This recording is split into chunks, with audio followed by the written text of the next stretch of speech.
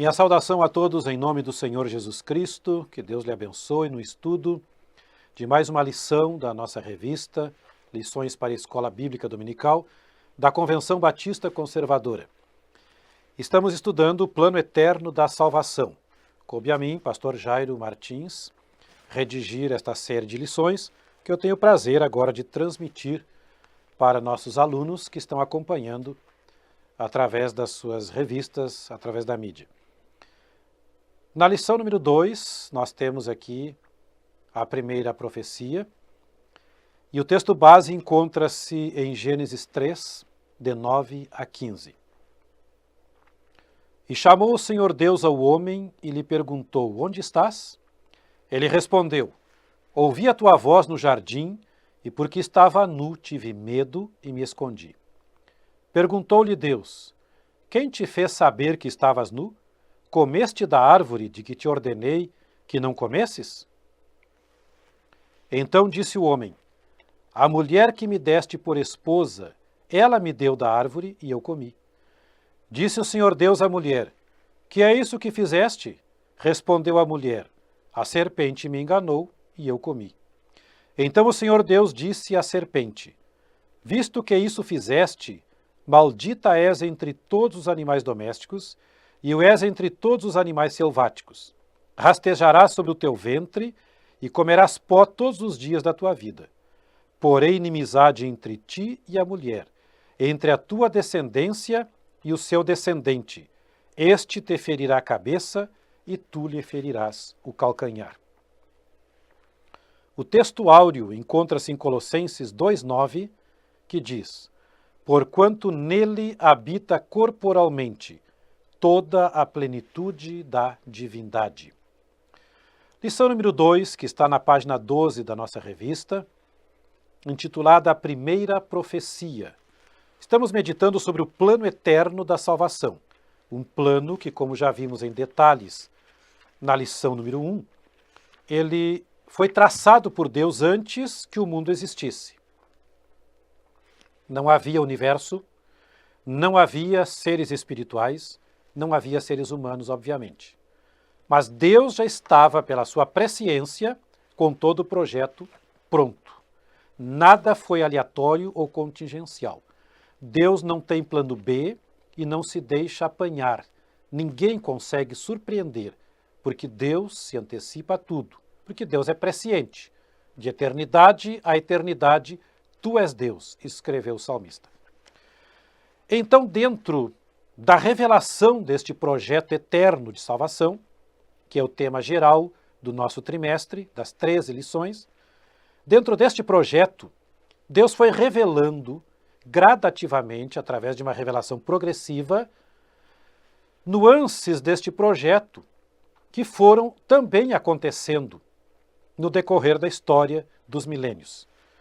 A primeira profecia foi dita pelo próprio Deus, está no texto que lemos. Logo após a queda de Adão e Eva, debaixo da tentação, do pecado, da serpente, então o Senhor já revelou a primeira parte deste projeto. E nós temos aqui neste plano, nesta revelação, alguns personagens destacados, e é sobre estes que eu quero me deter nesta lição.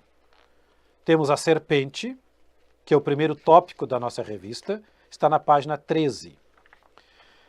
Na página 14 temos o segundo tópico, que é a mulher. E na página 15, que encerra a lição, o descendente. Dentro da meditação a respeito destas três personagens, nós podemos então entender como que se desenvolveu e qual o objetivo deste projeto eterno de salvação. A serpente. A serpente nós podemos analisar sob duas óticas. Primeiramente, a serpente física. A serpente física, não se sabe que tipo de serpente foi, mas foi um animal, um réptil, que foi usado por Satanás para falar com Eva. Obviamente, aquela serpente não era venenosa, como se vê as serpentes de hoje. Ela não picou Eva. O problema ali não foi este. Porque aquele animal, aquela serpente, era conhecida de Eva, tanto que ela não se assustou, porque não era um animal peçonhento nocivo. Mas foi apenas um instrumento de Satanás. Só que a maldição divina que veio posteriormente, ela atingiu também o réptil. Porque Deus disse que seria maldito, seria um inimigo, né, de todos os seres humanos, rastejaria, como acontece até hoje, e tornou-se um animal selvático a partir daquele momento. Então, existiu uma serpente real, não foi um ET, não foi um ser de outro planeta, não. Foi uma serpente, uma cobra, que o diabo usou para falar com Eva. Obviamente que naquela época, é bom salientar, a Bíblia nos revela que eles estavam no paraíso. O Éden era um paraíso onde não havia maldição. As maldições entraram depois da entrada do pecado. A flora e a fauna eram benéficas ao ser humano. Havia uma convivência pacífica, porque não havia animal qualquer que fosse nocivo. Pelo contrário. Então foi uma serpente de verdade. Estou salientando isso porque há muitas heresias, há muitas inserções estranhas de interpretações, muitas vezes até sincretistas do texto bíblico, e isto precisa ser desmistificado. Mas houve também uma questão espiritual por trás de todo este acontecimento da queda. E justamente a serpente espiritual, é nesta que eu quero me deter. A serpente espiritual foi Satanás. Lá em Apocalipse, capítulo 20, verso 2, diz assim: ele segurou o dragão, a antiga serpente, que é o diabo, Satanás, e o prendeu por 1000 anos. Então temos aqui várias revelações importantes. O dragão, que foi revelado futuramente, em Apocalipse 20, é a antiga serpente. Então é o mesmo ser que possuiu a serpente, o réptil no jardim do Éden, é o mesmo que continua operando contra a humanidade e vai até o fim, onde será condenado para sempre no lago de fogo. Então, esta serpente espiritual que agiu, que possuiu aquela serpente física, é Satanás. Satanás, ele, conforme a revelação bíblica, era um querubim iluminado, era Lúcifer no céu. Em Ezequiel, em Isaías, temos a revelação.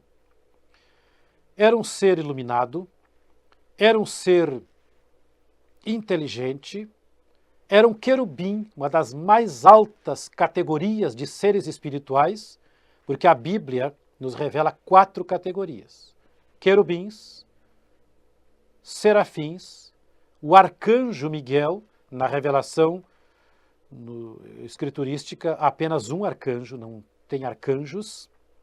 Outros arcanjos aparecem, mas nos livros apócrifos.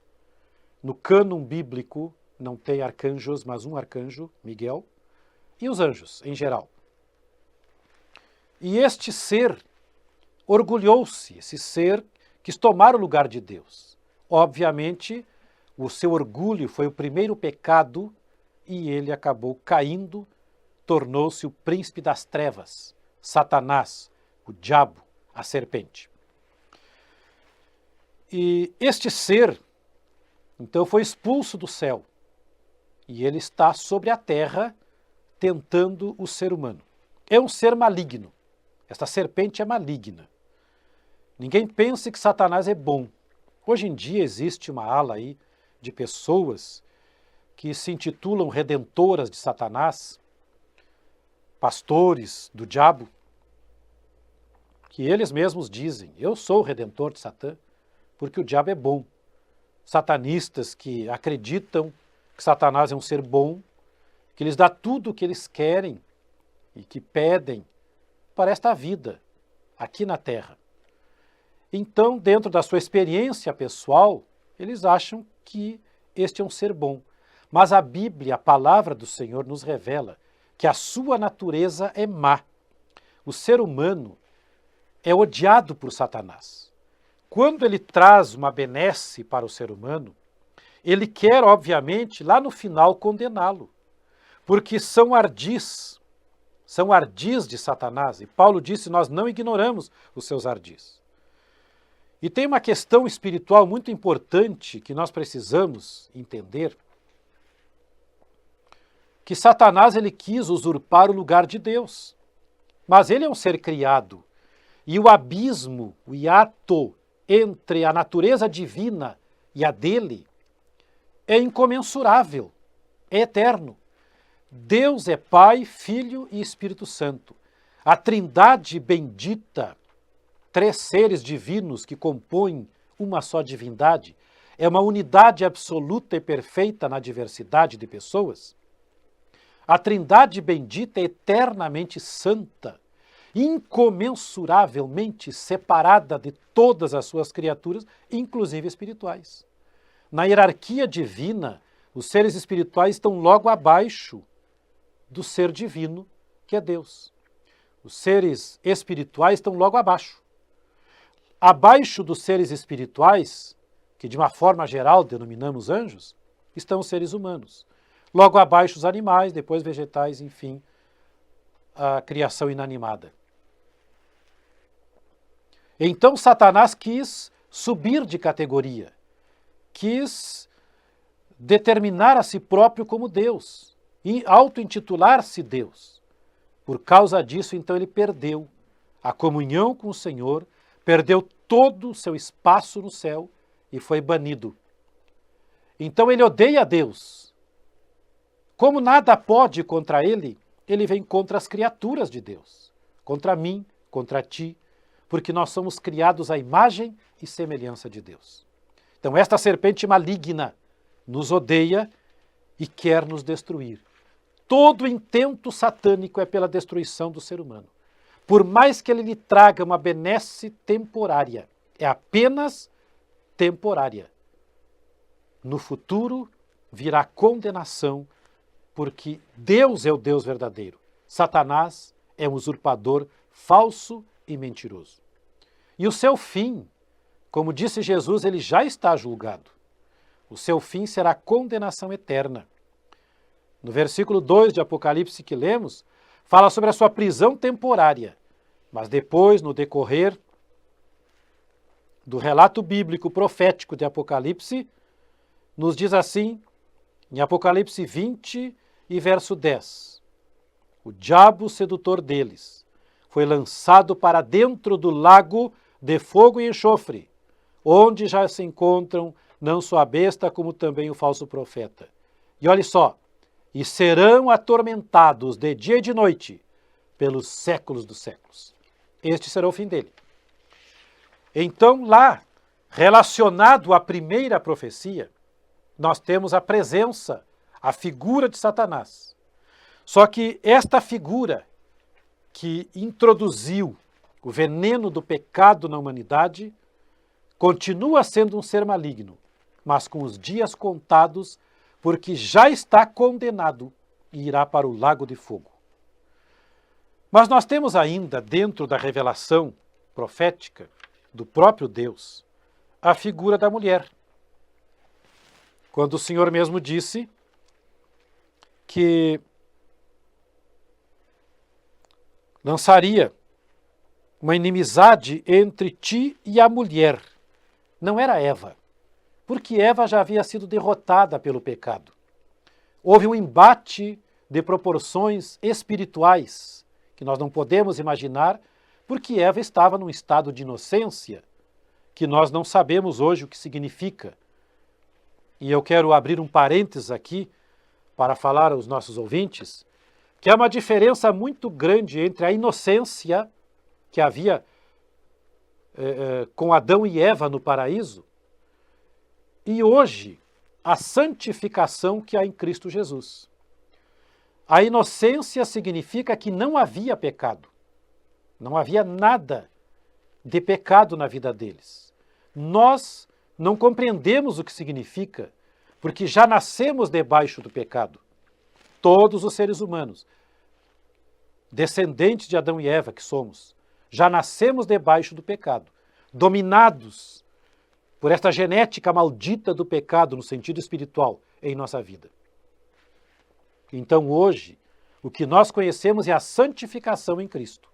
A santificação que significa libertação do poder do pecado, libertação da prática do pecado para nos aproximarmos de Deus. Então há uma diferença entre santificação e inocência.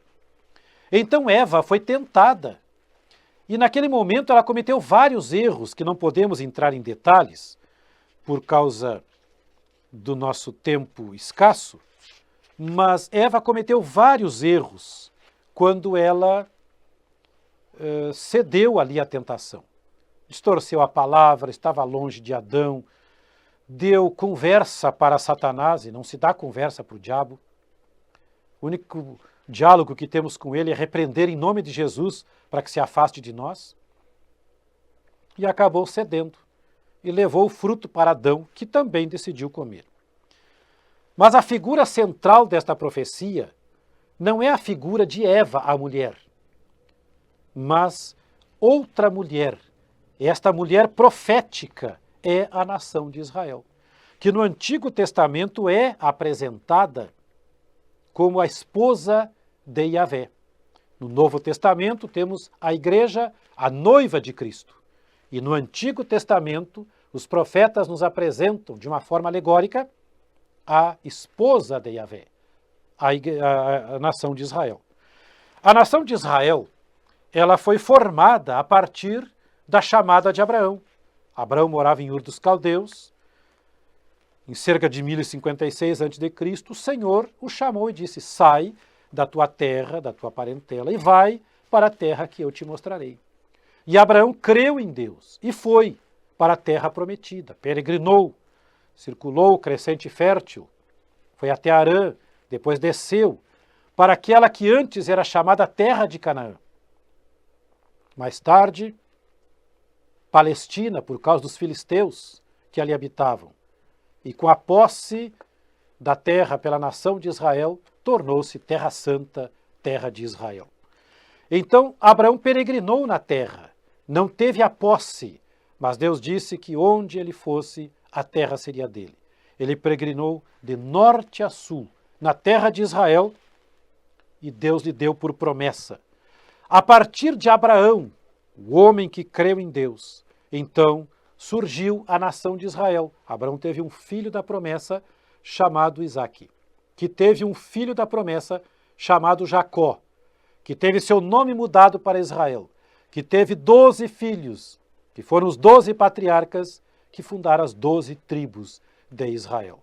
Então, a partir da fundação desta nação de Israel, então é que se cumpriu a profecia.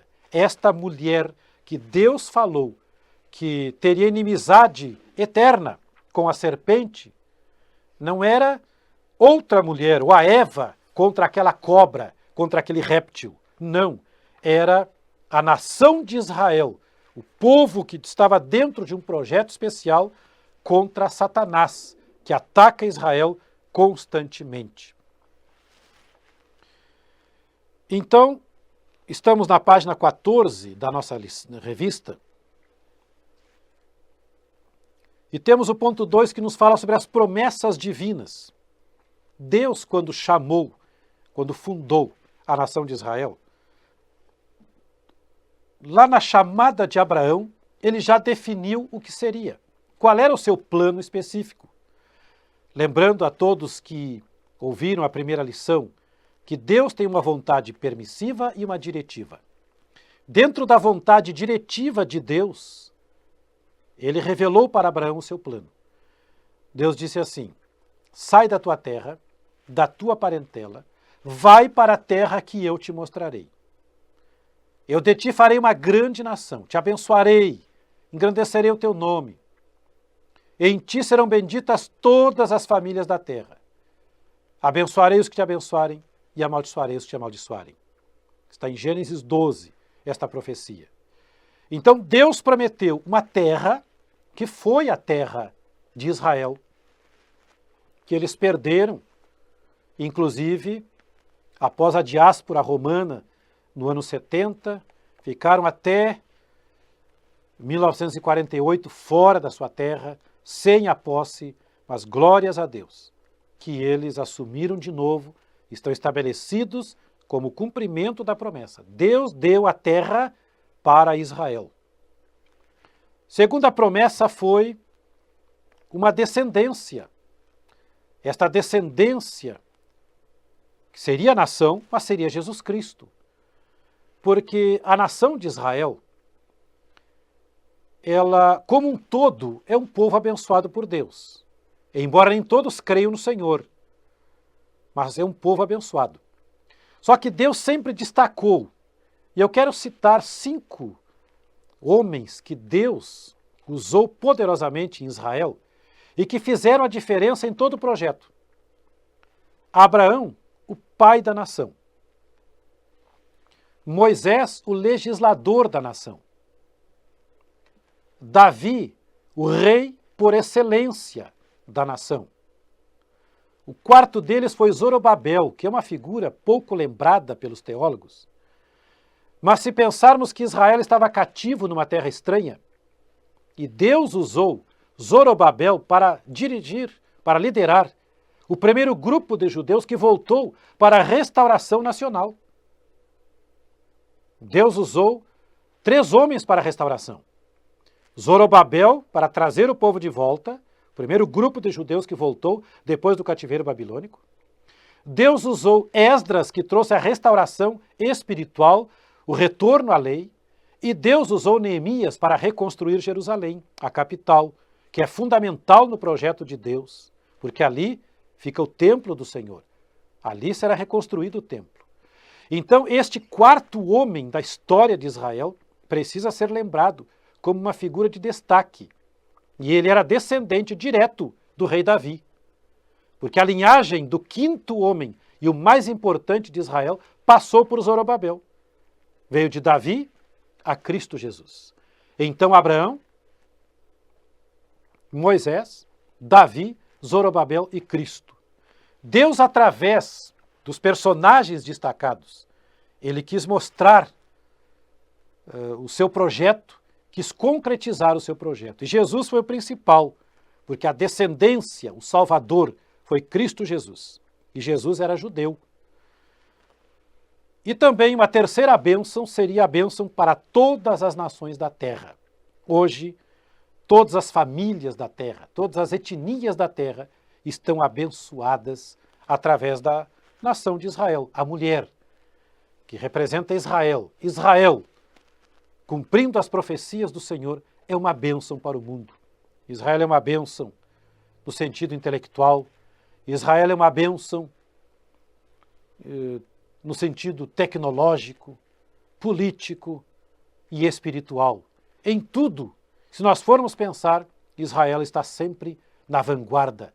Aquele povo perseguido, desprezado, com tentativas de extermínio no decorrer dos milênios, porque o movimento antissemita continua pelo mundo, mas Israel é um povo vencedor, porque está dentro de um projeto de Deus. Está dentro de um projeto. A missão de Israel foi muito grande. E nós podemos dividir em 3 missões especiais. A primeira delas foi trazer a glória de Deus ao mundo. Israel conseguiu? Ainda não. Mas profeticamente, a glória de Deus vai se manifestar a Israel e para o mundo através de Israel no milênio. Porque no milênio Cristo Jesus estará governando o planeta Terra através do novo templo que será reconstruído lá no Monte do Templo em Jerusalém. Então a igreja com Cristo estará glorificada, mas a nação de Israel será o povo especial do mundo através do qual Deus mostrará sua glória ao mundo. Segundo propósito, Deus queria nos dar a sua palavra e Deus deu a palavra. De Gênesis a Apocalipse, a palavra fechada, a palavra completa. Novas revelações precisam estar dentro do texto bíblico. Se não estiverem, são heréticas. E terceira bênção que Deus queria dar ao mundo através de Israel foi justamente a vinda do Salvador. Jesus era judeu, descendente do rei Davi, tanto por José, o pai adotivo, quanto por Maria, sua mãe humana.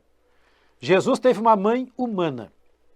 Jesus nasceu da Virgem Maria. Jesus foi gerado pelo Espírito Santo. Seu pai sempre foi Deus, mas humanamente ele descendeu do rei Davi. Nós temos a genealogia de Cristo através de Maria, lá no livro de Lucas. E observando que a genealogia de Maria, ela veio através do filho de Davi chamado Natã. Quando lemos a genealogia de Cristo no livro de Mateus, encontramos diferenças. Porque a genealogia de Mateus foi a genealogia de José. E José foi descendente direto do rei Davi, através de Salomão. Então, se o reino, ou se Israel fosse um reino independente, quando Cristo veio ao mundo, José seria o rei de Israel e Maria seria a rainha. Então vejam que, tanto por José quanto por Maria, Jesus era descendente do rei Davi, um judeu nato, um judeu da linhagem real, que deveria sentar-se no trono da nação. Não aconteceu, porque na primeira vinda ele veio para pagar o preço pelos pecados da humanidade. Mas acontecerá no futuro. Jesus Cristo é o eterno rei de Israel. E a nação de Israel como um todo tem um futuro profético maravilhoso. Em resumo, nós temos aqui na página 14, convido a acompanharem o ponto 4 da nossa lição, o futuro profético da nação de Israel. Ela não foi concluída. A nação de Israel voltou para a sua terra em 14 de maio de 1948, então foi novamente instituída como nação independente, e pelo voto, inclusive, de um brasileiro chamado Oswaldo Aranha. Israel voltou à sua terra, sim, estava profetizado. Segunda bênção, a nação de Israel será perseguida pelo anticristo, sim, durante a grande tribulação. Lá em Apocalipse, capítulo 12, nós temos um capítulo que é um capítulo histórico profético. Histórico porque ele nos conta revelações de coisas que aconteceram antes da criação do mundo. E é profético porque ele, além de ser uma revelação do mundo espiritual, ele ainda perpassa a nossa época e adentra o futuro e a eternidade. Então, eu considero que Apocalipse 12 é um capítulo central em todas as profecias do Apocalipse. Até o capítulo 11, ou até o capítulo 10, porque o capítulo 11 subdivide-se, nós temos um período antes da metade da grande tribulação. E a partir do capítulo 13, nós temos a segunda metade da grande tribulação. E no Apocalipse 12 nos está revelado que o dragão, a antiga serpente, persegue a mulher. Quando a mulher estava com ânsias para dar à luz, sofrendo dores de parto, o dragão estava diante dela, pronto para tragar-lhe e devorar o filho. Pois foi exatamente isso que aconteceu. O diabo sempre atacou Israel, e quando Jesus nasceu, o rei Herodes tentou matá-lo. E as tentativas de matar Jesus sempre continuaram, porque os próprios habitantes de Nazaré, onde ele foi criado, tentaram matá-lo, levaram ele ao pináculo do monte para jogá-lo de lá, para que ele se estatelasse lá embaixo. Mas a profecia não era para morrer estatelado nas pedras, era para morrer na cruz. Então Jesus usou o seu poder, passou no meio deles e foi embora. Em outra ocasião tentaram apedrejá-lo, mas não era para morrer apedrejado. Jesus usou o seu poder, saiu do meio deles tranquilamente. Ninguém imagine que Jesus saiu em carreira desabalada. Não, simplesmente usou o seu poder e foi embora. Quando foi o momento dele morrer na cruz, que aí então ele mesmo deu-se voluntariamente, porque ele disse, eu dou a minha vida voluntariamente. Ninguém tira de mim. Ninguém a tira de mim. Este mandamento eu recebi de meu Pai. Eu tenho poder para dar e tomar de volta. Então, quando chegou o momento, e Judas, o traidor, foi até o jardim de Getsêmani, com toda aquela turba, e eles chegaram e Jesus se adiantou e disse, a quem buscais? Eles disseram, a Jesus o Nazareno. E Jesus disse, sou eu. Ele usou o nome divino, eu sou. O Yahvé, o Ego Eimi, lá do Novo Testamento no grego. Yahvé em hebraico. Eu sou. Quando ele usou o seu nome divino, eles caíram por terra. O relato está em João, Evangelho de João. Eles levantaram e Jesus disse, a quem buscais? A Jesus. E ele disse, esta é a vossa hora e o poder das trevas. Então, Judas chegou, o beijou e eles o levaram. Vejam que a serpente sempre atacou, tanto Jesus quanto a nação de Israel.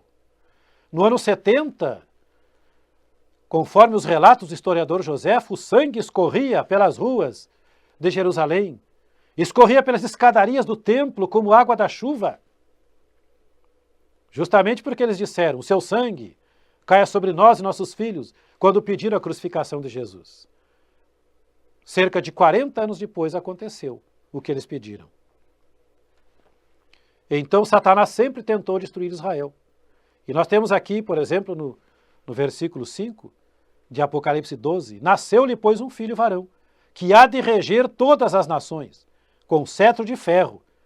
E o seu filho foi arrebatado para Deus até o seu trono. A mulher, porém, fugiu e foi sustentada no deserto por um período de 1.200 dias.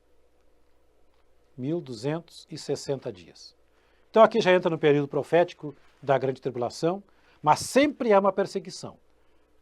Leia este capítulo 12 de Apocalipse com atenção e veja esse capítulo, não como um capítulo de acontecimentos isolados no tempo, mas que perpassa toda a história da humanidade, no sentido espiritual e também político, profético, enfim. Então a nação de Israel sempre foi e sempre será perseguida por Satanás.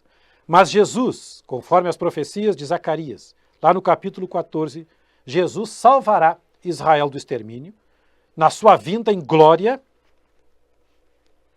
no final da grande tribulação, estabelecerá no seu trono em Jerusalém, no novo templo que será reconstruído. Jesus entrará pela porta oriental que será reaberta e governará o mundo durante 1000 anos a partir do templo em Jerusalém. E Israel será a nação mais exaltada do planeta Terra naquele período. Será lá então que Cristo revelará a sua glória ao mundo. Então o terceiro propósito de Deus com Israel será completo. Tudo isto está dentro da profecia original, que Deus mesmo falou lá em Gênesis capítulo 3. Por inimizade entre ti e a mulher, entre a tua descendência e o seu descendente. Veja que o mundo se revolta contra Cristo, como está no Salmo 2. Os príncipes da terra, os reis da terra, se revoltam contra o Messias, contra o seu ungido, mas ele se rirá deles. Leia com atenção o Salmo 2, que está se cumprindo hoje, inclusive. E a vitória de Cristo é cabal. Então este te ferirá a cabeça, tu lhe ferirás o calcanhar. Cristo morreu na cruz. O inimigo pensou que era a vitória, mas foi a sua derrota. Como veremos agora no ponto 3, na página 15 da nossa lição. No ponto 3 da nossa revista, na página 15, nós temos aqui a profecia sobre o descendente, que encontra-se na profecia de Gênesis 3,15. Este descendente, como o próprio apóstolo Paulo escreveu, que Deus não colocou a esperança de salvação da humanidade na descendência, porque a descendência seria toda a nação, todo o povo de Israel de todas as épocas. E nós sabemos que o ser humano é pecador e não consegue cumprir o propósito de Deus completamente.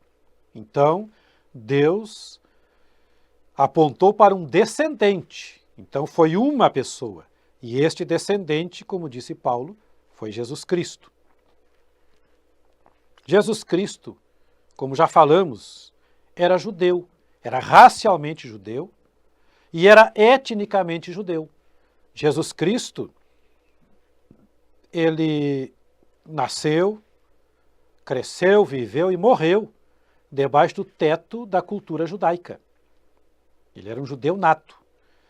Mas muito mais do que estar ali, debaixo da cultura judaica, Jesus Cristo cumpriu toda a lei mosaica, coisa que ninguém mais conseguiu fazer, nem Moisés. Moisés foi o agente humano pelo qual Deus lhe deu a lei, mas mesmo ele não conseguiu. Mas Jesus Cristo disse, eu não vim aqui para negar, para destruir a lei, eu vim para cumprir a lei. E quando ele estava na cruz, ele disse, Pai, está cumprida a obra que me deste a fazer. E isto, é claro, que incluía o cumprimento da lei. Então, era necessário alguém que chegasse a esse ponto de nunca pecar. Em Hebreus 4,15 está escrito que ele em tudo foi tentado, mas nunca pecou. Esta vitória de Cristo é importante porque nos remete para a nossa vitória também.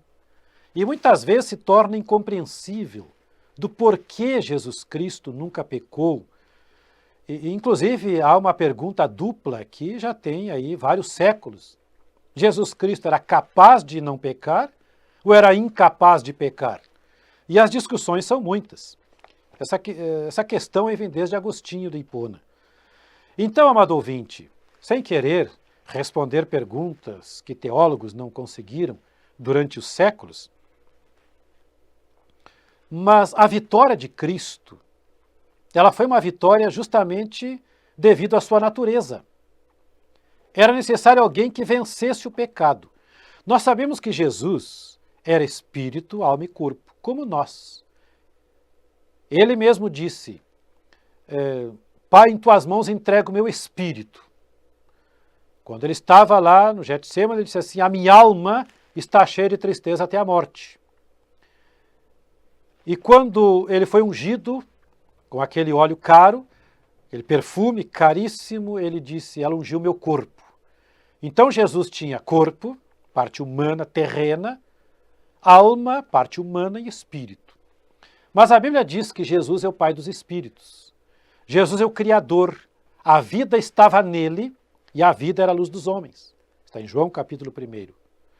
Jesus como Criador, tanto da vida física quanto espiritual do ser humano, Jesus Cristo identificou-se com o ser humano, porque ele também tinha esta natureza espiritual. Então Jesus, pela sua natureza divina, ele venceu o pecado e o pecado jamais poderia atingi-lo, porque Jesus continuou sendo Deus. Mas e a sua parte física? Estava sujeita ao pecado? Sim, era humana. Então o pecado poderia entrar em Jesus através da parte física. Só que Jesus, pelo seu poder, ele manteve seu corpo sob domínio absoluto e completamente incólume a qualquer tipo de pecado. Jamais Satanás ou qualquer ser humano poderia chegar à mente, ao Espírito de Cristo, para induzi-lo ao pecado. Ele mesmo perguntou, quem de vós me convence de pecado? Mas ninguém também conseguiria induzir Jesus a pecar com seu corpo, porque o domínio era absoluto sobre si. E esta questão do domínio sobre tudo, inclusive o pecado, foi o que levou Cristo a ter vitória absoluta, mesmo sendo um ser humano completo como qualquer outro.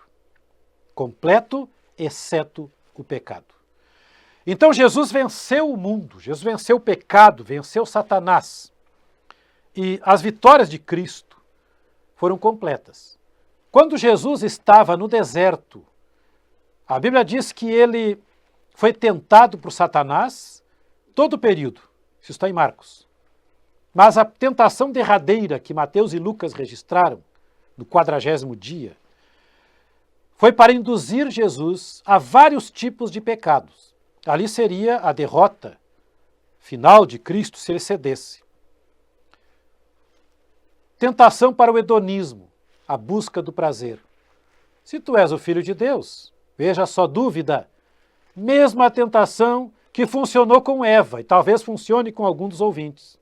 Colocar dúvida sobre a palavra de Deus. Jesus sabia que era filho de Deus. Quando ele foi batizado, Deus disse: "Este é o meu filho amado." A manifestação clara da Trindade lá, às margens do Rio Jordão, Jesus sendo batizado, o Pai falou do céu e o Espírito Santo desceu em forma corpórea, como de pomba, sobre ele. Então o diabo tentou instigar a dúvida. Não conseguiu. O hedonismo: "Se tu és o Filho de Deus, ordena que estas pedras transformem em pães." Tentação para o antropocentrismo.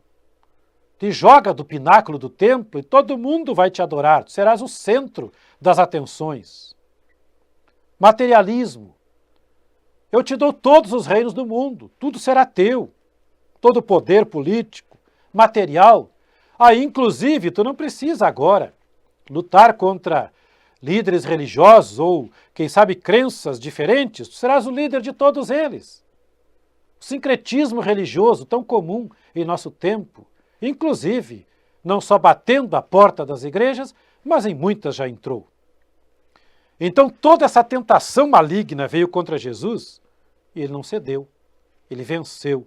Em todas elas ele teve uma resposta. E para vencer o pecado, Jesus usou o poder da palavra de Deus. Prezado irmão, prezado ouvinte, prezado aluno da Escola Bíblica Dominical, a melhor escola do mundo onde se aprende a palavra de Deus.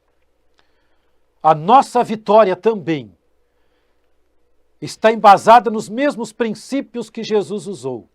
Vitória na palavra de Deus. Há muitas crenças, há muitas ideologias, muitas linhas de pensamento que levam as pessoas a pensarem que podem vencer através do barulho, do Pentecoste. Eu não sou contra o Pentecoste, eu sou pentecostal. Glórias a Deus, sou batizado com o Espírito Santo desde a minha conversão. Tenho vários dons espirituais que o Senhor, por misericórdia, me concedeu. Então eu sou plenamente favorável ao Pentecoste legítimo. Mas nada subsiste, nada prospera sem a palavra de Deus, porque ela é o alicerce. A palavra foi falada por Deus, foi inspirada pelo Espírito Santo, registrada, subsistiu através dos milênios e chegou até nós intacta, para que nós tivéssemos o poder do que Deus disse. O que nós dizemos passa, mas o que Deus disse permanece para sempre. Está escrito: "Para sempre, Senhor, permanece a tua palavra no céu." E Jesus disse: "Até que o céu e a terra passem, não cairá nada, nem um i ou um tio da lei, sem que tudo seja cumprido."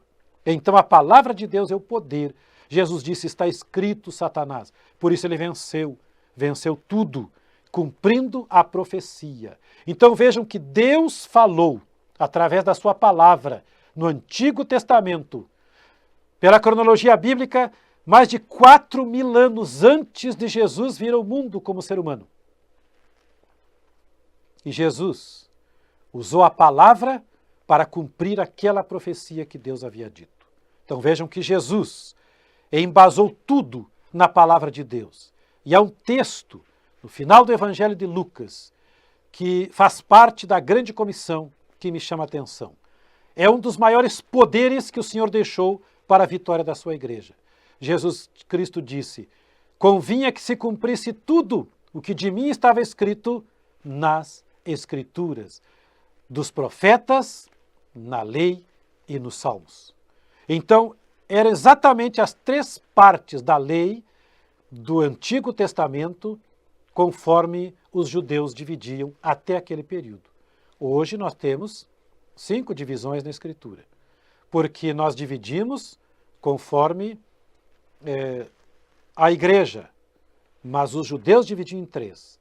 A lei, os escritos e os profetas. Convinha que se cumprisse tudo o que foi escrito. Então tudo aconteceu dentro da Escritura. E este é o poder que traz a vitória. Quando Cristo morreu na cruz, ele morreu para cumprir a Escritura. O descendente pisou na cabeça da serpente.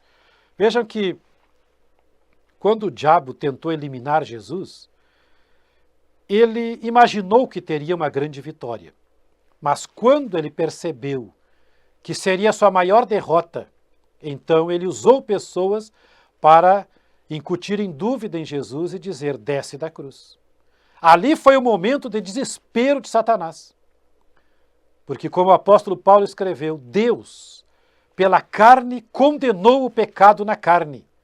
Cristo veio em carne, como escreveu o apóstolo João, todo espírito que não confessa que Jesus Cristo veio em carne não é de Deus, mas do anticristo. Então Jesus Cristo veio em carne e pela carne ele condenou o pecado, quer dizer, ele morreu na cruz, plenamente lúcido. Alguns dizem que ele foi esvaído em sangue. Não, esvaído não. Se ele tivesse sido esvaído, ele teria desmaiado. Ele morreu lúcido. Ele disse, em tuas mãos entrego o meu espírito. E a última manifestação de vida foi o brado, o grande brado, aí expirou. Então Cristo Jesus, na carne, condenou o pecado. O pecado que está na carne, que hoje está no ser humano, ele foi condenado por Cristo e vencido na cruz. Portanto, a vitória do descendente da mulher foi completa. É maravilhoso, é empolgante meditar sobre estas vitórias, sobre essa linha profética que perpassa a história da humanidade, que hoje, há cerca de 6.000 anos, um pouco mais, continua ainda vigente, continua poderosa, continua produzindo um efeito maravilhoso e salvífico. A primeira profecia está se cumprindo hoje e vai se cumprir para sempre. A derrota da serpente, a vitória da mulher, da nação de Israel, que deve ser amada, motivo de nossas orações, e também a vitória completa e gloriosa do descendente, nosso Salvador amado, Jesus Cristo Senhor. Que Deus abençoe, amado ouvinte, na meditação destas lições. Encerramos aqui a segunda lição deste tema intitulado Plano Eterno de Salvação. Que Deus abençoe sua vida, volte a sintonizar, a meditar conosco na terceira lição e que Deus lhe abençoe em nome de Jesus. Amém.